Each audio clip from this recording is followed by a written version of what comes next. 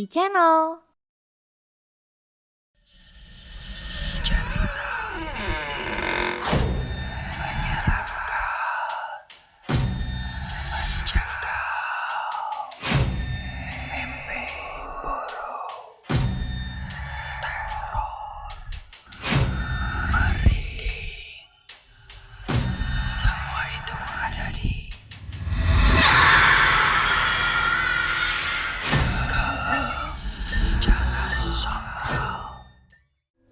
Assalamualaikum warahmatullahi wabarakatuh. Selamat malam pemirsa yang ada di rumah yang lagi nonton. Malam ini kembali kalian sedang nontonin program Keem, yang artinya kalian akan disuguhkan atau mendengarkan atau menyaksikan cerita-cerita seram yang akan saya bawakan, yang pastinya membuat kalian akan susah tidur. Hanya di Keem, jangan sompral. Halo, selamat malam. Selamat malam. Ini udah ditemenin lagi sama dua temen saya. Ini udah beda lagi ya? Udah beda. Beda lagi. Biasanya kalau ada Adit, ada Adi. Nah, kalau Heru ada Teria dulu ya. Betul. Terus Heru pernah sama siapa lagi ya? Sama Kadi. Oh, sama Kak Adi pernah ya. Nanti cobain sensasinya sama Adit. Oh, Cobain gimana ya? Lebih gimana gitu Iya, kan ya. siapa yang lebih gelinjang? Bisa. Sehat kalian? Sehat. Sehat ya. Alhamdulillah. Alhamdulillah. Kalau minggu kemarin kita berdua ya. kita berdua doang. Bahkan sampai ada julukannya. Ada julukan ya? Berapa tuh? Apa tuh? Dua apa? Grup Sikikan. Oh, Sikan. Sikikan. Sikikan. Iya. Kalian pernah nggak berhubungan sama dukun secara langsung atau secara tidak langsung? Kalau secara langsung mungkin dari Hero pribadi belum pernah ya. Maksudnya kayak datang ke, kan kalau orang Indonesia bilangnya orang pintar. Ya kan? Datang ke orang pintar terus kayak Berarti orang S3 teh dukun ya, Wak? dukun. Oh. terus. Jadi kayak belum pernah datang kayak konsultasi untuk diri sendiri gitu. Tapi kalau kayak nganter gitu mungkin satu atau dua kali pernah sih. Oh, di mana? Akhirnya di kabupaten. Pananyaan ya. Pananyaan. Pananyaan. Kalau Adit sendiri? Kalau saya sih ada cerita dari teman saya sih Alika. Oke. Ya, Oh, dia. Jadi dia pernah datang ke orang pintar. Hah? Terus siang-siang Oke. dia datang nanya. Karena orang pintarnya pakai baju PNS. Wow. Ternyata dia guru. Terus ditanya, ngajar naon Pak? Terus kata bapak, ngajar dong. Ngajar dok. Ngejar dong. Iya. Emang susah ya bikin program ini serem tuh. Tetap ada ininya Tetap ya. ada komedinya. Komedi. Tapi nggak apa-apa. Maksudnya pengalaman kalian sama orang-orang pintar itu ya minimal ada lah ya. Gitu. Nah, berhubungan sama orang pintar atau dukun ini ada hubungannya sama cerita yang akan saya bacakan malam ini nih. Ini ceritanya ini datang dari lokasinya ada di Jawa Tengah. Jawa Tengah, dan judul untuk malam ini adalah Teror Mayat Dukun Santet. Seberapa serem judulnya? Serem banget. Sama sih dukun santet. Dukun santet ya? Dukun santet terus is dead gitu. Terus Mati ya? Mati. Ternyata kan dukun juga bisa mati. Iya. Iya, sama Tapi- sih kan manusia juga ya. Iya. Tapi suka aneh gak sih kalau ada misalkan ada yang datang ke dukun, bah aku minta kaya, tapi si dukun nanti biasa wae gitu. Iya, rumahnya juga maksudnya biasa aja gitu kan. Kalau misalkan si dukun yang bisa memperkaya kan, maksudnya bisa nggak sih memperkaya dia? Mungkin aturannya dia tidak bisa memperkaya diri sendiri kali ya. Oh, oke. Tapi ya mungkin kan kita nggak tahu ya di belakangnya kan. Iya, iya. Duh, sompral. Oke, cerita malam ini bermula itu nanti kenalan si penokohannya sambil berjalan aja kalau ini. Ya, jadi ini tuh lokasinya ada di Jawa Tengah, dan maksudnya letak kondisinya disamarkan. Yang penting ini plotnya itu ada di sebuah desa yang lumayan terpencil. Dan di situ ada satu puskesmas, dan memang di desa itu masih sangat percaya dengan yang namanya klinik-klinikan lah gitu. Nah, cerita dimulai malam itu tuh ada 3 pemuda yang mendatangi puskesmas, dan puskesmas itu malam itu tuh ada yang jaga berenam. Jadi 5 perawat, yang 2-nya laki-laki, yang 3-nya perempuan, dan sama 1 dokter jaga. Nah, si pemuda ini tuh, 3 pemuda itu bawa seorang kakek-kakek yang kondisinya itu udah payah lah, kepayahan gitu, karena mereka menemukan kakek-kakek ini tuh ada di pinggir jalan, gitu. Nah, setelah dibawa ke puskesmas, mereka bertiga ini kayak minta, ini tolong ditolongin, ya tadi nemu di jalan kakek-kakeknya ada beberapa luka di tangannya gitu, yang terlihat gitu. Nah, habis itu kayak setelah dicek, ternyata sama dokter yang dicek itu mayatnya si kakeknya udah meninggal. Jadi udah kondisi, waduh ini udah meninggal gitu, mungkin meninggal pas tadi di perjalanan gitu. Nah, ternyata ada satu pemuda yang mengetahui bahwa kakek-kakek ini tuh dia kenal sebenarnya. Jadi kayak, oh ya udah deh, kalau misalkan udah meninggal, saya mungkin kasih tahu keluarganya yang ada di desa sebelah, katanya gitu, karena meninggalnya itu tadi ketemunya di desa itu yang memang si kakek ini tinggalnya di desa sebelah gitu. Dan akhirnya mereka bertiga ini ngasih tahu keluarganya. Nah, di situ yang bertugas malam itu 3 orang perawat, yaitu kan tadi ada 5 ya, tapi yang bertugas ini untuk membersihkan si mayatnya itu ada yang namanya Ajo, Dian, sama Gina gitu. Nah, mereka bertiga ini bertugas untuk yaudahlah dibersihin aja dulu, karena maksudnya nanti pas keluarganya datang tinggal diambil gitu. Nah, pas ngebersihin kayak lukanya gitu, lukanya kayak dibersihin, kayak dipakein air hangat gitu. Nah, si yang satu lagi nih kayak ngegeledah gitu, karena dia kan pakai baju.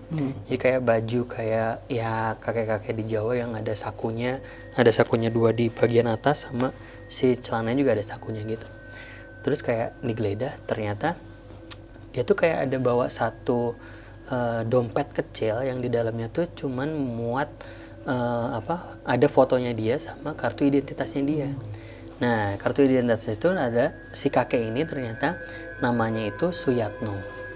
Nah, si kakek Suyatno, ya udah, maksudnya identitasnya disimpan, terus udah gitu dibersihin pas luka bagian kanan. Ini tuh kayak si tangan yang sebelah kanannya itu kayak ujur-ujur gelepak gitu. Jadi bukan gitu sih, jadi kayak tiba-tiba jatuh dari kayak kasur ke bawah gitu, ngegantung. Nah, ini si Gina sama si Dian ini kayak kaget gitu, astagfirullahaladzim. Terus kayak aja udah biasa aja gitu, dibalikin lagi gitu. Nah, udah digituin lagi, terus dibersihin lagi.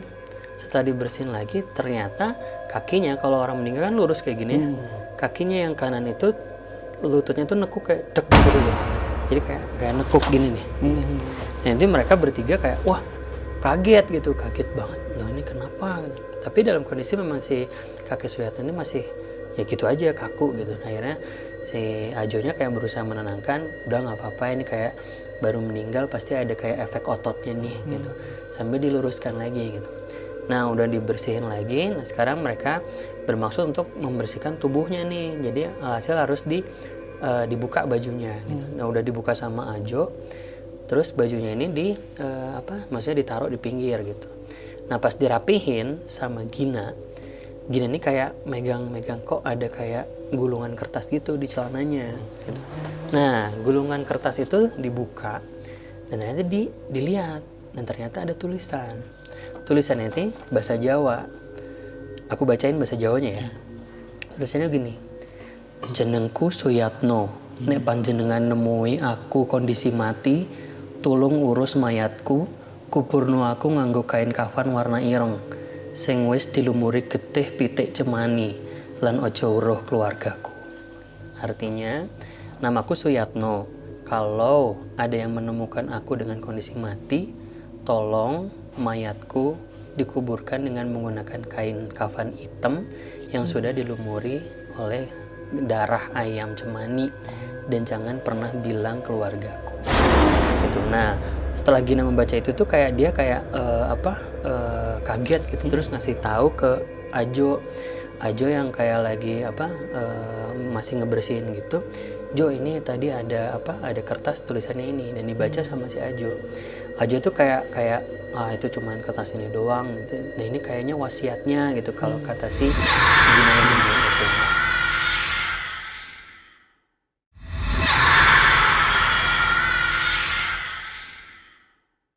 pada saat mereka ngobrol gitu, kebetulan si Ajo tuh lagi ngebersihin daerah kepalanya si mayat ini. Pas dibersihin gitu kayak ada kayak apa? Kayak lendir, kayak licin-licin gitu loh. Pas dilihat ternyata di belakangnya tuh ada luka yang udah mau membusuk dan itu udah mengeluarkan lendir warna hitam, campuran darah hitam dan nanah. Gitu, dan itu mengeluarkan bau yang sangat bau banget gitu dan bau banget. Nah, ketika dia lagi membersihkan tangannya, Ajo ini, ternyata Dian ini teriak. Ini teriak, "Astagfirullahaladzim." Terus Gina dan Ajo ini kayak nanya, "Loh, kenapa?" "Itu tadi mayatnya ngedip." Gitu. Jadi mayatnya ngedip gitu. Terus ngedip terus merem lagi gitu. Pas dilihat sama Ajo, "Aduh, jangan macem-macem lah, orang nggak ngapa-ngapain," gitu.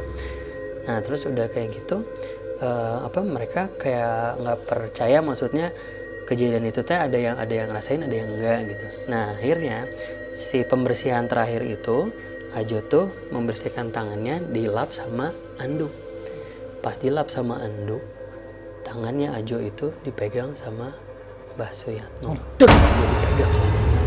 Dipegang tangannya dan matanya itu terbelalak ke atas, ngelihat ke arah Ajo sambil bilang, "Ojo ngomong keluargaku, jangan bilang keluargaku." Dan akhirnya Ajo pingsan dan kedua orang yang tadi juga pingsan gitu.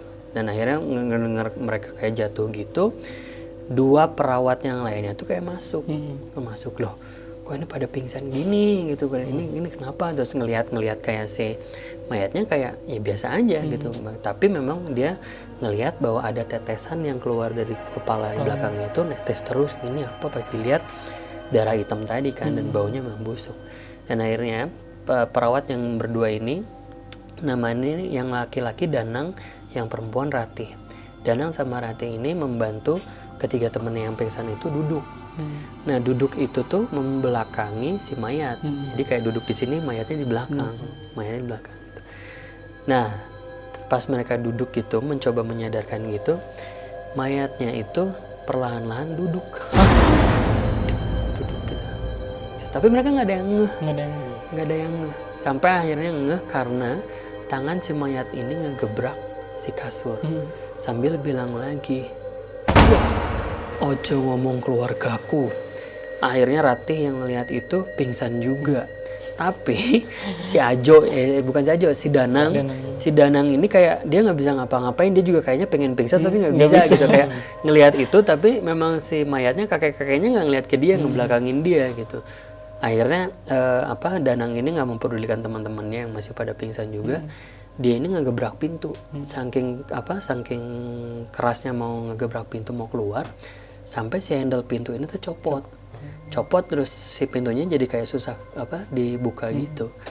Pas sekali lagi kayak gitu, tiba-tiba dari belakang sebelah kanan itu ngebisikin. Ternyata si mayat Suyatno itu sudah berdiri di belakangnya dan ngebisikin, "Ojo ngomong keluargaku." Des, akhirnya Danang berhasil pingsan. Udah, singkat cerita, mereka berlima ini tahu-tahu sadar di ruangan dokter yang jaga tadi. Ruangan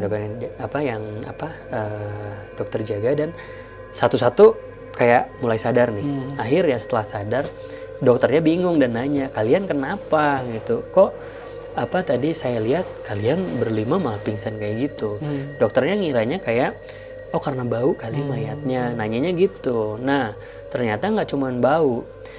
Ajo, Dian sama Gina ini menceritakan versinya yang dialamin di awal sampai yang bersih-bersih. Ratih sama Danang menceritakan versinya dia yang ketemu duduk itu tadi.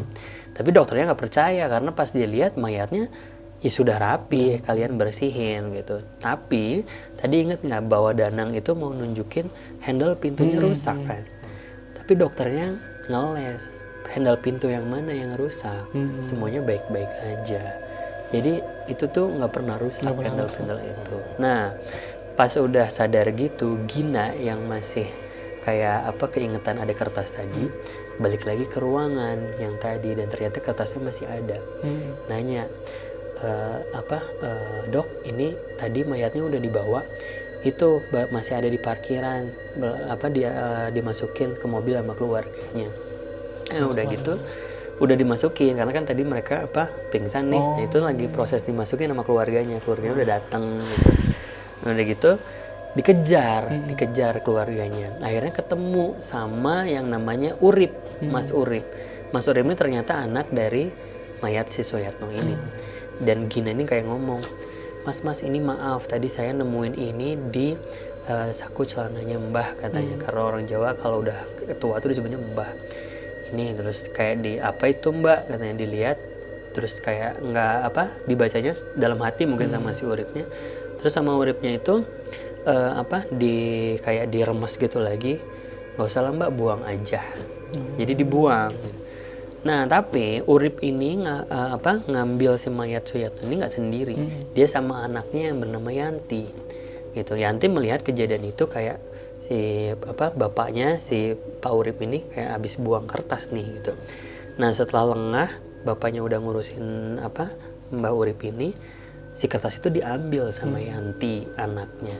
Dan Yanti sempat baca kayak, akhirnya dia diam-diam itu menyimpan tulisan itu. Nah singkat cerita yang di puskesmas sudah sampai situ aja.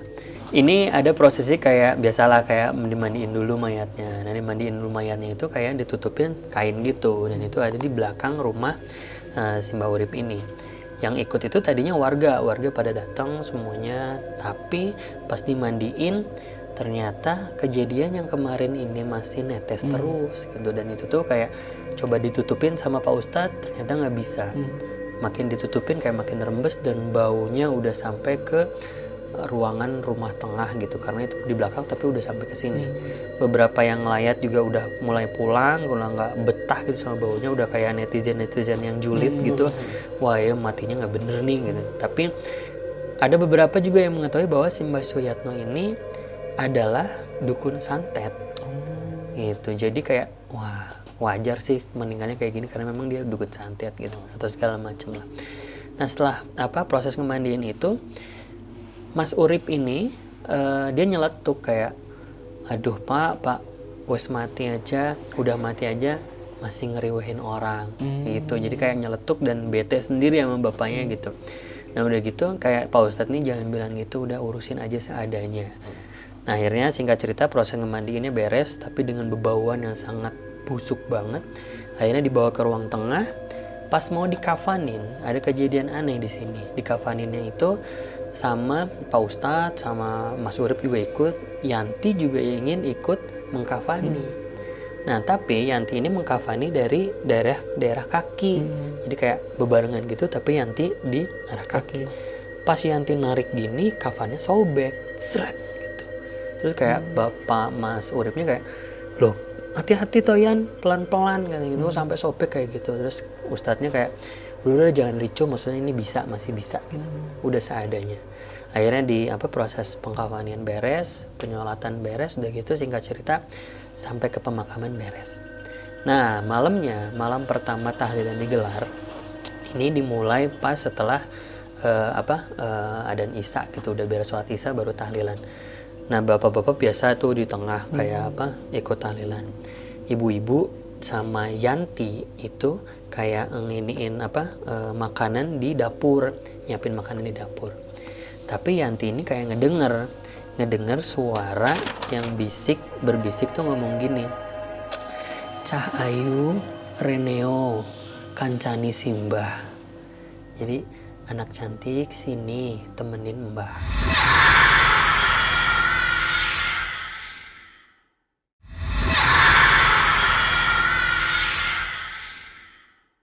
Jadi lirih, tapi Yanti ini tahu dan denger banget kalau itu tuh suara Mbah Suyatno, mbahnya dia, kakeknya dia. Karena Yanti ini lumayan menjadi cucu kesayangannya Suyatno karena cucu satu-satunya. Dan si Yanti ini memang bisa melihat sesuatu hal yang gak bisa dilihat sama orang lain. Akhirnya setidak pengetahuan orang-orang yang ada di rumah, Yanti ini melipir ke belakang rumah. Dan di belakang rumah ada bisikan lagi. Aku nang kene nduk, aku di sini. Pas ngelihat ke arah pohon salak, ada sosok pocong berwarna hitam, kafannya lusuh, matanya hampir keluar, giginya hampir copot sebelah. Dan itu tuh Yanti melihat itu dan Yanti nggak kabur. Yanti cuman bilang, "Mbah, udah ngapain pulang? Kita sudah beda dunia." Gitu. Nah, yang jadi pertanyaan adalah si Suyatno ini, pocong Suyatno ini bilang gini, "Kowe wes gawe awakku kesiksa nduk. Kamu udah bikin saya kesiksa." Gitu. "Gentenono kafanku nganggo sing ireng. Ganti kafan saya pakai yang hitam." Setelah itu, nggak tahu kenapa Yanti pingsan. Nah, Urip ini kayak nyari-nyari kok Yanti nggak ada. Akhirnya ketemulah di belakang rumah dan dibawa ke dalam rumah sampai kebesokan harinya. Yanti baru sadar besok harinya gitu. Nah, ternyata besokannya setelah malam tahlilan itu dilakukan, ada beberapa warga bahkan lumayan agak banyak yang datang ke rumahnya Mas Urip. Ternyata beberapa warga ini juga didatengin oleh pocong hitam Mbah Suyatno.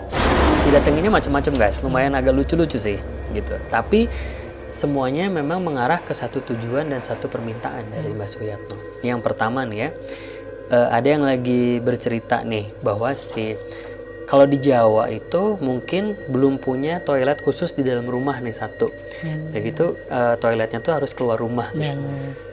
Malam itu tuh ada yang kebelet buang air besar, dan dia itu buang air besar di luar, dan pas lagi buang air besar ternyata di pinggirnya tuh langsung aja blek dari atas gitu, dan bilang, "Gentenono kafanku."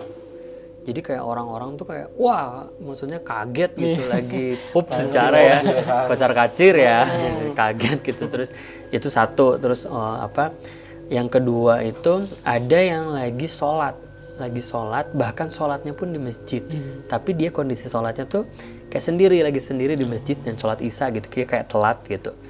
Pas lagi bangun dari sujud, ternyata di depan itu udah muncul pocong Suyatno yang tadi. Tapi dari cerita yang pertama, yang kedua itu ada perbedaan bahwa bentuknya mukanya si Suyatno, tapi tingkat kehancurannya tuh beda-beda mukanya, dan tingkat kegosongan kafan itu beda-beda gitu. Dan yang terakhir yang didatengin itu yang diketuk pintu rumahnya, ada yang ngetuk malam-malam. Ini yang kayak yang di rumahnya ngebuka pintunya tuh ibu-ibu. Pas dibuka pintunya nggak ada. Pas udah ditutup pintunya dan ngebalik badan, tepat di depannya itu pocong Suyatno. Dan dia masih bilang, "Gentenono kafanku nganggo sing ireng." Jadi kekeh gitu, "Tolong gantiinlah kafan aku yang pakai warna hitam." Gitu. Nah, akhirnya setelah tadi warga datang dan semuanya bercerita itu, akhirnya Urip kayak minta maaf karena Urip juga nggak tahu apa-apa. Bahkan dia nggak tahu kalau bapaknya ini Suyatno ini dukun santet gitu, tapi kayak nggak tahu ada apa di belakang itu gitu. Nah, udah gitu manggillah Pak Ustadz. Pak Ustadz ini kayak ngasih keputusan bahwa udah diceritain sama warga dan Pak Urip juga, "Oke, malam ini kita tahlilannya di makamnya langsung." Nah, udah gitu sepakat warga untuk tahlilan di situ. Tapi Pak Ustadz ada nanya dulu, sempat ada sesuatu nggak atau apa yang disampaikan dari si almarhum misalkan. Nah, pas saat itu Pak Urip ini ngomong, kemarin pas di puskesmas ada yang nemuin si kertas itu, tapi kertasnya udah dibuang katanya gitu. Yanti dengan pedenya dari belakang, "Pak, ini kertasnya, kemarin saya ambil lagi."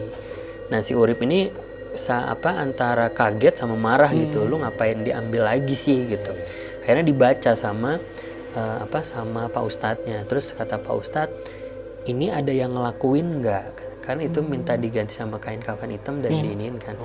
Ternyata memang gak ada yang ngelakuin, karena kalau dilakuin kata Pak Ustadz, ini bukan Mbah Uripnya yang mau, tapi jin yang bersekongkol dengan Mbah Urip yang punya perjanjian semasa hidupnya gitu. Nah, terus malam itu akhirnya digelarlah tahlilan. Udah digelar tahlilan, baca Yasin nih bareng-bareng di depan makamnya. Pas lagi baca Yasin, muncullah si pocong Suyatno ini. Muncul, tapi dengan bilang, gentenono kafanku nganggo sing ireng, ada Dianti. Ada Dianti gitu. Nah pas ininya ngomong, si Pak Ustadz ini baca ayat kursi, hilang lah akhirnya. Nah si bapaknya tuh kayak udah, Pak Urip itu kayak nangis gitu, ini kejadiannya kayak gini banget gitu. Udah tuh, tapi nggak ada yang ngeh. Pokoknya bahasa Jawanya tuh ono neng Yanti gitu, dan itu tuh kayak nggak ada yang ngeh gitu, kecuali Pak Ustadz. Nah setelah pulang, setelah tahlilan beres, itu kayak ditanya di rumah, Yanti tadi itu pocongnya bilang genten ono kafanku ngangge kafan ireng ono neng Yanti, maksudnya apa? Nah ternyata guys, karena Yanti ini cucu kesayangannya dari Mbah Urip, Mbah Suyatno. Semasa hidupnya ini kan suka kayak ikut Mbah Suyatno, tahu kayak aktivitasnya Mbah Suyatno ngapain. Dan ternyata si Yanti ini sudah pernah dititipkan sebuah kafan hitam dan juga seekor ayam cemani. Tapi disimpannya di gudang gabah milik Pak Suyatno. Gitu. Dan ditanya, itu masih ada apa enggak? Tidak ada, sudah tidak ada. Waktu jadi kejadian malam itu Mbah Suyatno ditemukan sama 3 orang itu di saat yang bersamaan Yanti membakar kain kafan dan juga ayamnya. Jadi kayak nggak tahu karena dibakar jadi Mbah Suyatnonya meninggal dengan kondisi yang seperti itu. Dan akhirnya ditanya kenapa dibakar gitu. Karena Yantinya ingin bahwa Mbah Suyatno ini taubat dari apa yang dia lakukan selama ini gitu. Nah terus udah gitu dibakarnya di mana? Terus dikasih tahu dibakarnya di dekat gudang si gabah itu. Ternyata masih ada tuh kayak bekas-bekasnya. Nah bekas-bekasnya itu kayak dikumpulin sama Pak Ustadz, dan juga ternyata ikut dikuburkan di makamnya. Dan nggak lama dikubur dari makamnya ini rembes guys. Rembes ada cairan hitam yang muncul dari dalam. Gitu. Dan itu muncul bau yang sangat busuk banget. Tapi setelah dari kejadian itu, semuanya berjalan dengan normal lagi di desa itu. Tidak menghantui lagi. Tidak menghantui lagi. Itu guys ceritanya. Ini lebih ke cerita azab berarti. Iya, dan lebih ke teror pocong hitam ya. Iya. Ini di belakang kita hitam ya. Iya, mungkin kayak gitu. Kenapa nggak teriak aja sih kayak, weh, sini lihat sini, kamu sini. Ya kan bilang lebih keluarga simpel tuh ya. Nah ini lebih Terus sopan lagi. ya minta.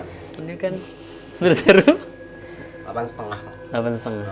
Oke deh. Tapi biasanya nih ya, kalau ada yang berurusan sama dukun kayak gini kan, udah perjanjian ya antara si dukun dan si kliennya. Iya. Kira-kira yang terjadi sama kliennya kalian tahu nggak sih? Klien orang-orang yang udah pernah ke sana. Mungkin aman aja kali ya. Mungkin ya. Mungkin. Ataukah mungkin bisa sama nasibnya kayak dukunnya juga mungkin bisa. Nggak ngerti deh. Yang udah pernah ke dukun coba komen di bawah. Dukun mana yang bagus mungkin. Nanti saya coba datang untuk naik gaji. Ya sudah, terima kasih udah nontonin cerita di Keung malam ini. Nanti ketemu lagi minggu depan. Assalamualaikum warahmatullahi wabarakatuh.